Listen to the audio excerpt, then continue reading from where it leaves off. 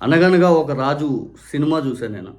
ఆ సినిమాలో ఆ గ్రామంలో బడికెళ్తుంటే టీచర్లుండరు ఆ సినిమాలో.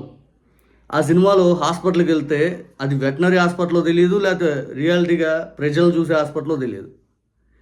అటువంటి దాన్ని పూర్తి స్థాయిలో హీరో క్వెషన్ చేస్తూ సోషల్ మీడియాలో పోస్ట్ చేస్తే గవర్నమెంటే దిగొచ్చి మొత్తాన్ని మార్చేస్తది. ప్రజలందరూ హీరో దగ్గరికొచ్చి, "అయ్యా మీరు మా దేవుడయ్యా, మీరు ఇట్లా చేస్తారని మేము ఊహించలేదు. మీకు మేము మా మద్దతు ఉంటదయ్యా" ఇదని చెప్పి సినిమాలో చూపిస్తే మనం కూడా దాన్ని చూసి చప్పట్లు కొడతాం. రియాలిటీగా జగనన్న ప్రతీదీ విద్య వ్యవస్థ గానీ, వైద్య వ్యవస్థ గానీ, నాయకుడు అవసరం లేని సమాజాన్ని నిర్మించడమే నిజమైన నాయకుడు అవసరం, నాయకుడి లక్ష్యం అని చెప్పి 'భరత్ అనే నేను' సినిమాలో చూపించినలాగా వాలంటీర్ వ్యవస్థ, సచివాలయ వ్యవస్థ తీసుకొచ్చి పూర్తిగా ట్రాన్స్‌పరెంట్‌గా గవర్నమెంట్ అనేది అవినీతి రహితంగా చూపిస్తే ఆయన మీద లేనిపోని విమర్శలు. నాకు ఆ సీన్ చూసేటప్పుడు నాకు నిజంగా 'లీడర్' సినిమాలో పిల్లలు పనికి గాదు బడికి పోవాలని చూపిస్తే మనం చప్పట్లు కొడతాం.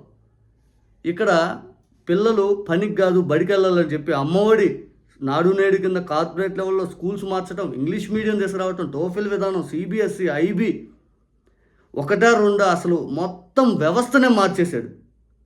దీనిపైన జగనన్న పైన నానా దుష్ప్రచారం చేశారు.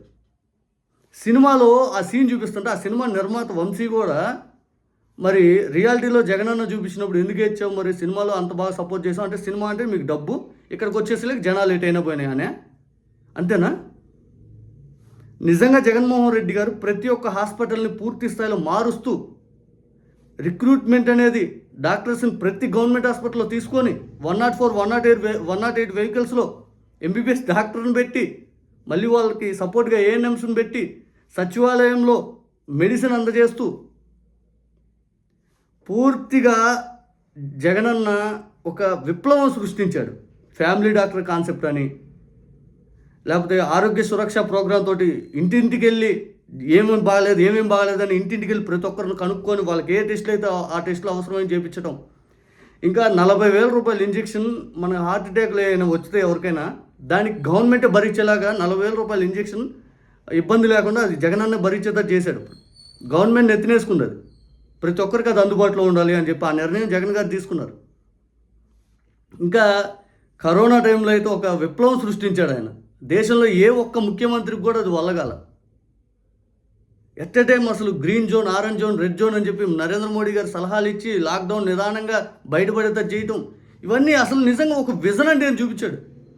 సినిమాల్లోనేమో అవన్నీ చూపిస్తేనేమో అబ్బా సూపర్ బంపర్, అసలు ఒకే ఒక్కరిలో అర్జున్ లాగా ఉండాలి, అపరిచిత్తుల్లో విక్రమ్ లాగా ఉండాలి, అసలు అబ్బో. ఇంకా ఈ శివాజీ సినిమాలో రజనీకాంత్ వచ్చేసరికి మెడికల్ కాలేజీలు ప్రైవేట్ వాళ్ళ చేతిలో, సుమన్ చేతిలో ఉంటేనేమో కాదు గవర్నమెంట్ ఏదైతే కార్పొరేట్ వాళ్ళ దగ్గర నుంచి కాదు, పూర్తిగా free education multi speciality hospital ఉండాలని చెప్పి శివాజీ గవర్నమెంట్ సపోర్ట్ చేయకపోతే బ్లాక్ మనీ అంతా కలెక్ట్ చేసి ఆయన సొంతంగా పెట్టేసి ఫ్రీ చేసేసేలేకి జైలు వేసినా కూడా ఆయన పేరు ప్రఖ్యాతులు ఎంతో సంపాదిస్తాడు రజనీకాంత్ ఆ సినిమాలో. బయటకు వచ్చేసేలేకి సుమన్ లాంటి వాళ్ళ చేతిలో ఉండాలని చెప్పి చంద్రబాబు నాయుడు గారు నిర్ణయాలు తీసుకుంటేనేమో నిజంగా రజనీకాంత్ ఆ సినిమాలో ఎట్లయితే మాటలు వీళ్ళ కార్పొరేట్ వాళ్ళ దగ్గర నుంచి మాట్లాడాడో, సామాన్యుల దగ్గర నుంచి సపోర్ట్ ఎట్లయితే రజనీకాంత్కి వచ్చింది, ఇక జగన్ గారి సామాన్యుల దగ్గర నుంచి సపోర్ట్ వస్తున్నా చంద్రబాబు నాయుడు గారు నిర్ణయం అనేది మార్చుకోవట్లేదు. సినిమాల్లో ఇవన్నీ జగన్ గారు నిజంగా చేసినటువంటి పరిపాలన సినిమాల్లో ఎలా అయితే జరుగుతూ ఉందో అవన్నీ చూపిస్తే, సినిమాల్లో ఒక ఇమాజినేషన్ చూపిస్తేనే చప్పట్లు అబ్బా కొడతానే ఉంటారు. రియాలిటీలో అవి చూపిస్తే లేక భరించలేరు, ఇంక అసలు భరించలేరు. శివాజీ సినిమాలో ఆ గొడవంతా కాలేజ్ ఇష్యూసేగా, మెడికల్ కాలేజీల ఇష్యూ మీదేగా. మీకు గుర్తుంది ఆ సినిమా మళ్ళీ చూడండి. సుమన్ అడ్డుపడేది రజనీకాంత్ దగ్గర ఇష్యూ ఎందుకు వచ్చింది? ఈరోజు బయట పీపీపీ మోడ్లో ప్రైవేట్ వాళ్ళ చేతిలో పెడుతుంటే అది అపోజ్ చేస్తుంటే గవర్నమెంట్ తరపున ఏ ఒక్కరైనా కానీ రియాలిటీ మనం మాట్లాడుతుంటే వాళ్ళు వెనక్కి తగ్గుతున్నారా? టెండర్లు వేసే వాళ్ళు నిజంగా వెనక్కి తగ్గారు, భయపడి జగన్ గారు వార్నింగ్ ఇవ్వతే వాళ్ళు వచ్చేవాళ్ళేమో. ఇవన్నీ చూసి నిజంగా అనిపించింది ఒక్కొక్కసారి ఆలోచిస్తుంటే, ఏంది నిజంగా అసలు జనాలకి ఇంకేం చేయాలి వాళ్ళకి అనిపించింది నాకు కూడా. ఎవరికైనా కానీ ఎడ్యుకేషన్ అనేది వాడికి కరెక్ట్ అందిస్తే వాడు లైఫ్లో ఎదగడానికి అవకాశాలు ఉంటాయి. వివిధ సెక్టార్లో వాడే వెళ్ళిపోగలుగుతాడు. గవర్నమెంట్ ఫస్ట్ ప్రయారిటీ లిస్ట్లో తీసుకోవాల్సింది ఎడ్యుకేషన్ సెక్టార్ పైన, హెల్త్ సెక్టార్ పైన. ఇవన్నీ వదిలేసి నేను సృష్టిస్తా అని చెప్పి ఆ చుట్టుకొల చుట్టూ తిప్పారు అనుకోండి, అంతిమంగా ఏమవుద్ది? మన ఇండియన్ ఎకానమీ దేని మీద ఎక్కువ నడుస్తూ ఉంటుంది? మన సగటు మనిషి ఆదాయం ఎంత? ఆ సగటు మనిషి చదువుకి, హెల్త్కి, ఈటికి పెట్టుకున్న కనీసం ఎదగడానికి అవకాశం లేక ఇంకా పేదవాళ్ళు పేదరికంగానే వెళ్ళిపోతూ ఉన్నారు. ఈ హెల్త్ సెక్టర్ మీద, ఎడ్యుకేషన్ సెక్టర్ మీద గవర్నమెంట్ సపోర్ట్ చేస్తే వాడికి ఎదగడానికి అవకాశం ఉంటుంది.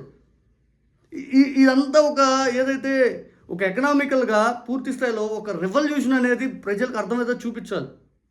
బహుశా సినిమాల్లో చూపిస్తేనే చప్పట్లు కొడతారు, రియాలిటీలో చూపిస్తేనే నెగిటివిటీ వస్తుంది. ఆ సినిమా అనగనగా ఒక రాజు సినిమా నిందా చూస్తే నాకు అనిపించింది, నాకు ఆ సీన్ చూస్తే జగన్ గారు గుర్తొచ్చారు.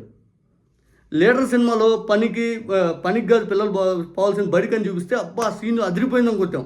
భరత్ అనే సినిమాలో నాయకుడు అవసరం లేని సమాజాన్ని నిర్మించడమే నిజమైన నాయకుడి యొక్క లక్ష్యం అంటే చప్పట్లు కొడతాం. విద్యార్థులు ఎవరు ప్రైవేట్ ఎడ్యుకేషన్ వచ్చి మాకు ఇది చేయాలంటే చెంప మీద కొడతాడు మహేష్ బాబు. దానికి మనం చప్పట్లు కొడతాం. ఎడ్యుకేషన్ సెక్టర్ గవర్నమెంట్లోనే ఉండాలని చెప్పి మహేష్ బాబు తీసుకున్న నిర్ణయానికి. ఇవన్నీ జగన్ గారు చూపిస్తే ఏది పడితే అది మాట్లాడతాం, ఆయన విమర్శిస్తాం.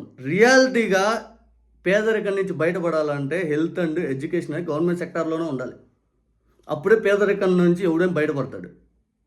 ఎందుకు? మనం సంపాదించే డబ్బులు మనం పెట్టుకోవడానికి ఉంటుంది. గవర్నమెంట్ మనకు అత్యవసరమైన సపోర్ట్ చేస్తుంది కాబట్టి.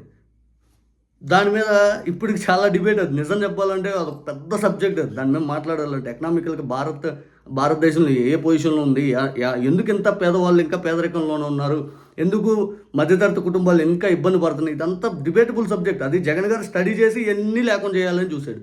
అంతిమంగా ఆయన దుష్ప్రచారం చేశారు. ఇంకా ఏదైనా చెప్పండి, అంతిమంగా జగన్ గారు లేకపోతే జగన్ గారికి ఏం నష్టం లేదు, రాష్ట్రానికే నష్టం. ఇది మాత్రం పక్కా. జగన్ గారు అధికారంలో రాకపోతే ఆయనకేం కాదు. ఒకసారి సీఎంగా చేశారు, రాష్ట్రానికే నష్టం. రాష్ట్రంలో చాలామంది పేదవాళ్ళు ఇంకా పేదరికంలోకి వెళ్ళిపోవడానికి అవకాశం ఉంటుంది ఆయన గారు రాకపోతే.